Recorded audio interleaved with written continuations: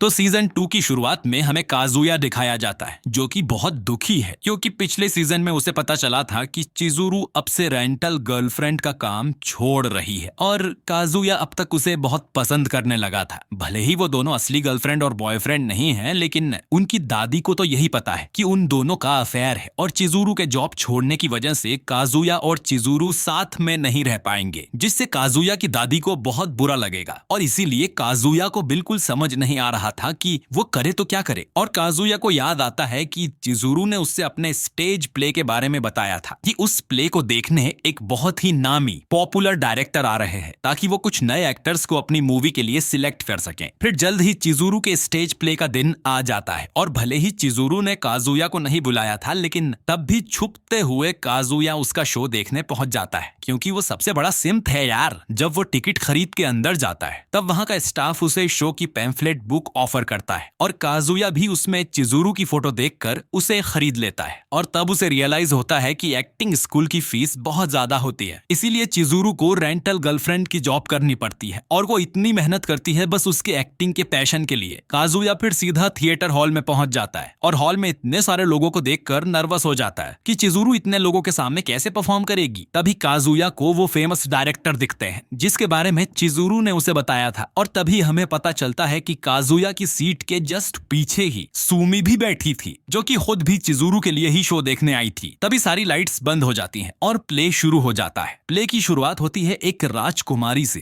जो कि अपने महल से बाहर जाकर बर्ड्स देखने जाना चाहती है, लेकिन बाकी के लोग राजकुमारी को बाहर जाने से रोक रहे हैं। तभी वहां पर राजकुमार भी आ जाता है जो कि वही लड़का है जो क्रिसमस के दिन चिजुरू के साथ था। और तभी प्ले में एंट्री होती है चिजुरू की जो कि एक निंजा है। भले ही काजुया चिजुरू को मॉरल सपोर्ट देने आया था, लेकिन वो खुद ही चिजुरू से ज्यादा नर्वस हो जाता है। प्ले में चिजुरू का रोल उसकी पर्सनैलिटी से बिल्कुल ही उल्टा होता है। जहां वो शांत रहना और कम बोलना पसंद करती है, प्ले में उसका रोल एक फनी और केयरलेस लड़की का होता है। काजुया इतना ज्यादा नर्वस हो जाता है कि वो प्ले की स्टोरी पर तो बिल्कुल ध्यान ही नहीं दे पाता। तभी काजुया अपने आसपास देखता है कि लोग चिजुरू के फनी कैरेक्टर को बहुत पसंद करने लगे हैं और उसके जोक्स पर हंसने भी लगे हैं। भले ही प्ले के लीड कैरेक्टर्स कोई दूसरे हैं, लेकिन सभी लोगों का ध्यान बस चिजुरू की ही तरफ था और ये देखकर काजुया को बहुत रिलीफ मिलता है और वो भी शो एंजॉय करने लगता है। फिर प्ले में एक सीन आता है जिसमें चिजुरू की डेथ हो जाती है। उस सीन को देखकर ऑडियंस में शायद ही कोई ऐसा होगा जो रोया नहीं होगा। उसके बाद शो खत्म हो जाता है और ऑडियंस प्ले को बहुत एंजॉय करती है। शो के खत्म हो जाने के बाद भी काजुया अपनी सीट से हिलता भी नहीं है। उसके दिमाग में बस ऑडियंस की तालियां ही गुनगुना रही थी। फिर हम लोग देखते हैं कि चिजुरू के टीचर्स उसकी बहुत तारीफ करते हैं जिससे चिजुरू बहुत खुश थी, लेकिन तभी उसकी नजर पड़ती है शो की लीड प्रिंसेस पे जो कि बैक स्टेज में डायरेक्टर से बहुत फ्रेंडली तरीके से बात कर रही थी। और चिजुरू को पता चलता है कि डायरेक्टर और प्रिंसेस दोनों एक दूसरे के रिलेटेड हैं, तो जाहिर है कि वो रोल तो प्रिंसेस को ही मिलेगा, भले ही कोई कितनी भी अच्छी एक्टिंग क्यों ना कर ले। और ये सुनकर चिजुरू को बहुत बुरा लगता है और लगे भी क्यों ना, उसने इतनी मेहनत करके अपनी स्किल्स को इम्प्रूव किया। स्कूल फीस ज्यादा थी तो रेंटल गर्लफ्रेंड की जॉब भी की, लेकिन टाइम पे सिर्फ रिलेशन होने की वजह से रोल किसी और को मिल गया। तो अब चिजुरू बिना किसी से बात करे घर जाने लगती है और रास्ते में वो काजुया से टकरा जाती है और क्योंकि काजुया के हाथ में वो पैम्फलेट था तो